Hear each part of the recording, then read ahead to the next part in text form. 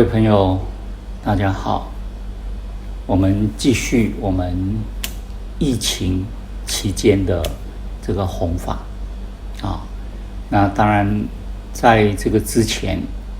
我们先谈了在非常时期，我们应该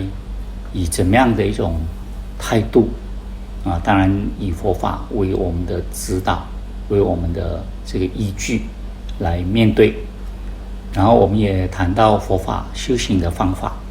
通过这个修行的方法呢，我们就知道我们在非常时期的日常生活中，怎么样把自己照顾好，然后也能够把其他人照顾好。那么在这一段开示里面呢，我们大部分的内容谈到一些观念，然后也谈到一些实际用功的这个方法。那么我们怎么样用功？我们依什么样的观念来用功？我们把它连贯起来，那么帮助我们呢，能够在这个时期呢，当然是做得更好，或者是从佛法里面呢得到我们的这个启示，然后能够很好的去应用佛法。那么当然呢，我们观念跟这个修行的方法，它必须要回到这个核心的部分所谓核心的部分呢，就佛法的这个原理。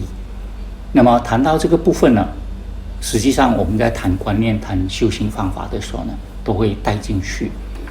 那么当我们又再回到这个核心，就中心的这个部分的时候呢，当然我们就会讲到这个理的部分。那么我们也知道说，佛法它的核心的原理，就最核心的部分呢，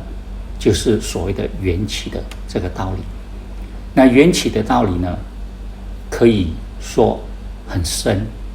很广。那么深的部分呢，就是我们会谈到所谓的出世间的这个修行，出世间的这个观念，还有呢就是如何依出世间的这个原理来达到我们修行能够出世间。但是呢，我们也知道说佛法很广，那广的部分呢，就谈到很多世间的这个法。那世间法呢，它谈的当然就是比较跟我们现实生活直接联系在一起的。比较深入的呢，它要通过比较深的一种修行的方法来完成它。但是呢，在我们日常生活中，我们就必须要去做好。那么这个比较广的这个部分呢，在佛法里面其实也谈了很多。然后我们在用功的时候呢，也应用了很多。那我们怎么样把它们连贯起来？我们之前也常常在所有的方法观念里面连贯起来。那么我们回到这个核心的部分呢，就要回到佛法的这个所谓的纲要的这个部分。那么佛陀说法呢，当然我们说45年，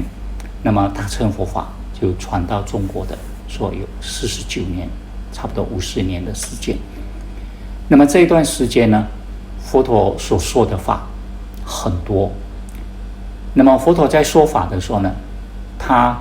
有各种的这个契机的这个所谓对象，也就是说佛陀对什么人说法，这个部分呢很重要。那么假如来听法闻法的人呢，他们已经有了很好的这个方方面面的这个条件，包括了修行，包括了他们对世间法还有其他方面的这种知识学问都非常的深厚的时候，那佛陀呢就会告诉他们比较深的这个道理。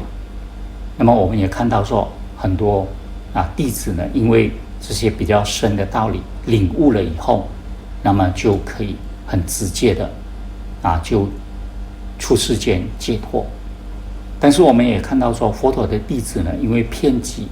这个民间，那么各个阶层的这些人都有。那么在这一些人里面呢，有一些，比如说在智慧或者是学问，或者是日常生活的这种素质方面呢，可能比较一般的没有达到那个程度。那么甚至呢，有一些我们所谓的王公大臣可能在社会的阶级比较高的，可能他们的智慧没有那么高。那佛陀呢，可能也不会直接对他们说这个比较深，能够直接出世间的这个道理或者是方法。那么这样子，佛陀所说的法呢，就可以说是普及到各方面。那么后来我们知道说，论师们呢就帮佛陀呢所说的法做了很完整的这个整理。当然在经典里面呢也提到说，佛陀在说法的时候呢，他也会有所谓的一些比较完整性的这个说明比如说他讲这个四圣谛那么四圣谛，当然我们知道这个四圣谛呢，在经典里面呢是直接的谈到了。那么实际上呢，四圣谛也就是我们佛法很核心、很纲要的这个部分。那么这个核心跟纲要的部分呢，在整体的佛法来讲呢，其实是很完整的。那么这个完整性呢，就是说，当我们谈四圣谛的时候，回到这个核心的部分，我们就可以发觉到说，所有其他方面的这个佛法，其实呢都可以把它归纳，或者是回归到这个最核心的这个部分来。那么这个核心的部分呢，它核心的这个原理就是缘起，然后为了要说明它，很完整的介绍这个缘起，那么就有了四圣谛的这个纲要。那么四圣谛为什么我们发觉到说它很完整呢？它只有4个真谛那么就这4个真谛呢，这么简单的就能够含摄所有的佛法。因为呢，这个纲要呢，它已经把整体的佛法归纳了，然后这样的一个归纳呢，看起来很简单，也就是因为它简单，所以它的含摄面非常的广。那么我们也知道说，四圣谛的核心就是缘起。其实缘起的道理很深很广，但是呢，它也非常的简单。只要我们把握到这个核心的部分，那么把握到这个纲要的话呢，我们运作这个佛法的时候，回到我们的现实生活也好然后进入到我们比较深刻的身行的这个修行也好，我们发觉到都含摄在里面。那么这个四圣谛呢，当然我们大家都知道就是苦集灭道。那么在这个四圣谛的结构里面呢，其实我们可以看到，我们不断的在说明的所谓世间跟出世间的这个法，全部都含摄在里面。那么世间法的部分呢，世间法的这个缘起的部分呢，佛陀用苦和集来说明它。那么出世间的呢，就用灭和道来说明。那么我们知道说，佛法讲缘起法，也就是讲因缘法也就是讲果从因生4代里程。那么在讲这个果从因生的时候呢，我们发觉到说，佛陀说法的时候呢，他有不同的这个善巧。有时候呢，他告诉人们比较深的这个道理的时候，他会从因缘的这个部分去讲。那有时候呢，他会从果报的这个部分去讲。那么我们发觉到说，四圣谛的结构呢，是先讲果，再讲因。所以世间的果就是苦，世间的因就是集。那么所以果从因生的话，就是世间的果所谓的苦，它是怎么引申的呢？就到这个集的部分啊，所以就讲到这个因。那么有世间的因和果，或者世间的果和因的时候呢，我们就知道这个是呈现出来的各种因缘、各种现象，还有我们所感受到的、可以感知到的所有的这个部分。那么这个部分呢，我们谈过了以后，我们再谈到这个部分的超越啊，就世间法的这个超越。那为什么要讲世间法，再来讲出世间法呢？因为世间法就是我们直接感受、感知到的这个部分。那么我们直接感受、感知到的这个部分呢，佛陀特别重视它的这个果报的这个部分，也特别注重到我们现前感受、感知的那种感受。那么这个感受呢，让我们觉得真的是一种比较负面的，或者是苦的这个情况。那么有这样的一种认知了以后呢，我们就会想要再进一步呢解脱，或者是脱离这样的一些苦。那么要脱离这个苦，要解脱这个苦的话，我们就需要知道这个苦是怎么来的。当我们知道这个苦怎么来的时候，我们再进一步的知道说，假如这个苦能够解脱了，能够把它脱离了，它是怎么样的一种状态。那么这个也是出世间的这个果。那么当我们知道有这个出世间的果的时候呢，我们就会升起一种向往的心理，我们就知道说，原来世间的种种的苦是可以解脱的。那么解脱了这个苦以后呢，我们就能够证到所谓的灭的这种境界。